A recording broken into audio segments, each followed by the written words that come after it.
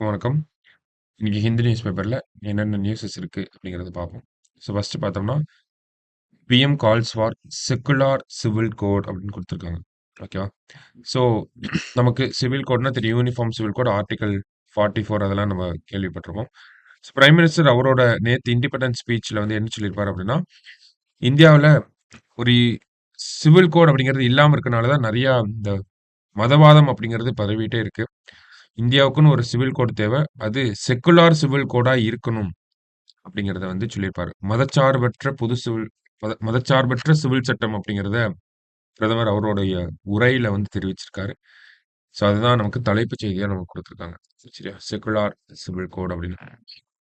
So அடுத்தது பார்த்தோம்னா, மத்தபடி எப்பயுமே பிரைம் மினிஸ்டர் ஸ்பீச்ல பார்த்தோம்னா, நெறைய திட்டங்கள பத்தி சொல்லுவாங்க. எக்ஸாம்பிள் பார்த்தோம்னா, ஆயுஷ்மான் பாரத் திட்டம்லாம் இந்த மாரி ஒரு பிரதமருடைய உரையிலிருந்து தான் வந்து திட்டமா இருக்கும். ஓகேங்களா? ஸோ அந்த மாதிரியான விஷயங்கள் இந்த முதலமைச்சர் உரையில எதுவும் இல்லாம தான் இருந்துச்சு. சரி அடுத்ததா பார்த்தோம் அப்படின்னா, தமிழக முதல்வர் அவருடைய உரையில 2 சுதந்திர தின உரையில பார்த்தோம்னா, 2 முக்கிய திட்டங்கள பத்தி சொல்லியிருக்காரு. புதுசா அனௌன்ஸ் பண்ணியிருக்காங்க. அதுல முதல் விஷயம் என்ன அப்படின்னு பார்த்தோம்னா, முதல்வர் மருந்தகம் அப்படின்னு சொல்லியிருக்காங்க.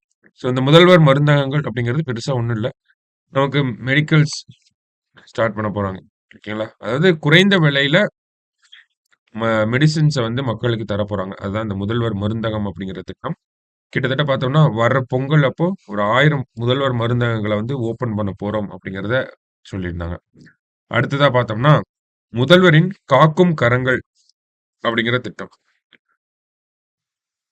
என்ன திட்டம் அப்படின்னா, முதல்வரின் காக்கும் கரங்கள் அப்படிங்கிற திட்டம். ஸோ இது யாருக்கு அப்படின்னு பார்த்தோம்னா, முன்னாள் ராணுவ வீரர்கள், படை வீரர்கள்லாம் இருப்பாங்க இல்லையா?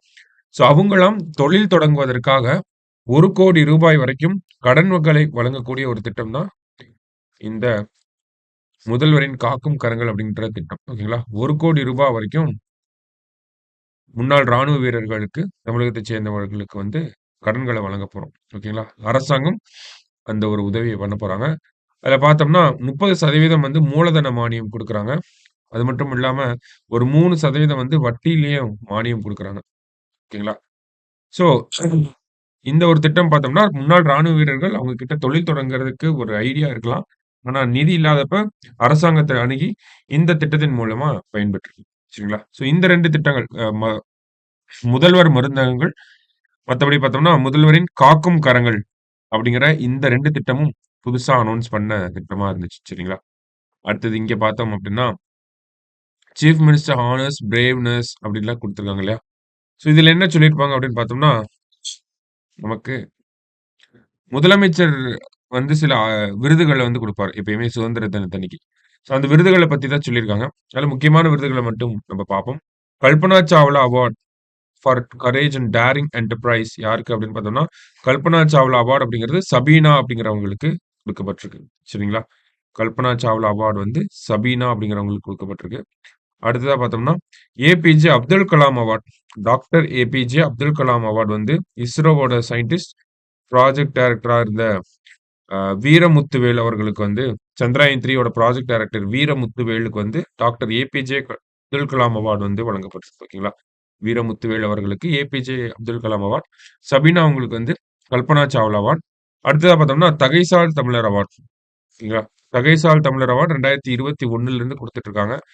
முதல்ல சங்கரையா அவர்களுக்கு, பின்னர் நல்லக்கண்ணு அவர்களுக்கு, பின்னர் வீரமணி அவர்களுக்கு. இந்த வருஷம் பார்த்தோம்னா, முன்னாள் காங்கிரஸ் தலைவர் வந்து குமரி அனந்தன் அவர்களுக்கு வந்து இந்த 2024ஆம் ஆண்டுக்கான தகைசால் தமிழர் விருது அப்படிங்கிறது வழங்கப்பட்டிருக்கு. சரிங்களா? ஸோ இதெல்லாம் கொஞ்சம் முக்கியமான விருதுகள். அடுத்ததா பார்க்கிறப்ப, பஞ்சாயத்து ராஜ் அமைப்புகள வலுப்படுத்துறதுக்காக ஒவ்வொரு மாநகராட்சி, நகராட்சி மற்றும் பேரூராட்சிக்கு வந்து நமக்கு வரது வருஷம் வருஷம் விருதுகள் அப்படிங்கிறது வழங்கப்பட்டுட்டே வருது. அந்த வகையில சிறந்த மாநகராட்சியா யார் இருக்காங்க? Coimbatore stood first among the municipal corporation. மாநகராட்சியில Coimbatore, Tiruvarur among the municipalities. நகராட்சிகள் அப்படின்னு பார்க்கிறப்ப திருவாரூரும், அடுத்ததா பார்த்தோம்னா, Sulur and Coimbatore district stood first among town panchayat. பேரூராட்சின்னு வரப்ப கோயம்புத்தூர்ல இருக்கக்கூடிய சூலூர் பேரூராட்சியும் வந்து நமக்கு முதல் இடத்த பிடிச்சிருக்கு. அவங்கலாம் இந்த மாநில நிர்வாகம் வந்து சாரி அந்த நிர்வாகம் வந்து நமக்கு முதலமைச்சர் கையில விருது வாங்கியிருக்காங்க. சரியா? ஸோ மாநகராட்சினா கோயம்புத்தூர், நகராட்சினா திருவாரூர், பேரூராட்சி அப்படின்னா சூலூர். ஓகேவா? ஸோ முக்கியமான விருதுகள், நேத்து குடுக்கப்பட்ட விருதுகள், திட்டங்கள பத்தி பார்த்திருக்கோம். அடுத்ததா பார்த்தோம்னா, ராம்சார் தலங்கள் குடுத்திருக்காங்க. நேத்து டிஎன்ஏல கூட பார்த்திருப்போம் நம்ப. தமிழ் பேப்பர்லயும் பார்த்திருப்போம். ஸோ இங்கிலீஷ் பேப்பர்ல இன்னைக்கு தான் குடுத்திருக்காங்க. ஸோ நஞ்சராயன் எங்க இருக்கு அப்படின்னு பார்த்தோம்னா, திருப்பூர்ல இருக்கு. நஞ்சராயன் அப்படிங்கிறது திருப்பூர். கழிவேலி அப்படிங்கிறது கழிவேலி ஆர் கழுவேலி. ஓகேங்களா? 2மே ஒண்ணு தான். எங்கன்னா விழுப்புரத்துல இருக்கு. ஓகேங்களா? ஸோ கழிவேலி பார்த்தோம்னா, தமிழ்நாட்டினுடைய 16வது பேர்ட் சாங்சுரி 2021ல அனௌன்ஸ் பண்ணியிருப்பாங்க. நஞ்சராயன் பார்த்தோம்னா, தமிழ்நாட்டினுடைய 17வது பேர்ட் சாங்சுரி 2022ல அனௌன்ஸ் பண்ணியிருப்பாங்க. ஓகேவா? ஸோ இத 2யும் சேர்த்து இப்போ தமிழ்நாட்டுல ராம்சார் தலமா அறிவிச்சிருக்காங்க. இதனால தமிழ்நாட்டுல இருக்கக்கூடிய ராம்சார் தலங்களின் எண்ணிக்கை அப்படிங்கிறது பார்த்தோம்னா, 18ஆ இன்கிரீஸ் ஆயிருக்கு. ஓகேங்களா? ஸோ 18 ராம்சார் தலங்கள் இருக்கு தமிழ்நாட்டுல. கடைசியா சேர்த்த 2 என்னன்னா, நஞ்சராயன் அண்ட் கலிவேலி. சரிங்களா? இப்ப இந்தியாவ பொறுத்தவரைக்கும் பார்த்தோம்னா, 85 ராம்சார் தலங்கள் இருக்கு. ஓகேவா? தமிழ்நாட்டுல தான் அதிகமா 18. தமிழ்நாட்டுக்கு அடுத்து யுபி. யுபில 10 ராம்சார் தலங்கள் வந்து இருக்கு. சரியா? ஸோ மத்தபடி இன்னைக்கு நியூஸ் பேப்பர்ல பார்த்தோம்னா, பெருசா எதுவும் இல்ல. இங்க வந்து இந்த பெஸ்ட் மேனேஜ்மென்ட்க்கு சென்ட்ரல் கவர்ன்மென்ட் புதுசா ஒண்ணு பண்ணியிருக்காங்க. Centre launches new AI based surveillance system to manage pest அப்படின்னு குடுத்துருக்காங்க. அது என்னன்னா, ஒரு விஷயம் பண்ணியிருக்காங்க. நேஷனல் பெஸ்ட் சர்வைலன்ஸ் சிஸ்டம் அப்படிங்கிறத கொண்டு வந்திருக்காங்க. Powered by AI. ஏஐ இன்டகிரேட்டடா இருக்கக்கூடிய ஒரு அப்ளிகேஷன் அப்படின்னு எடுத்துக்கலாம். ஓகேங்களா? நேஷனல் பெஸ்ட் சர்வைலன்ஸ் சிஸ்டம் அப்படின்னு சொல்லி. ஸோ இது என்ன பண்ணும் அப்படின்னா, ஃபார்மர்ஸையும், அக்ரிகல்ச்சர் சயின்டிஸ்ட்டையும் வந்து கனெக்ட் பண்ணிவிடும். ஓகேங்களா? எப்படி கனெக்ட் பண்ணும் அப்படின்னு பார்த்தோம்னா, ஒரு மொபைல் ஃபோன் ஆப் அப்ளிகேஷன் மூலியமா ஃபார்மர்ஸும், அக்ரிகல்ச்சரல் சயின்டிஸ்ட்டும் கனெக்ட் ஆகுறாங்க. எப்படி அப்படின்னு பார்த்தோம்னா, இப்ப ஒரு வயல்ல வந்து பெஸ்ட் அட்டாக் நடக்குது அப்படின்னு வையுங்களேன்.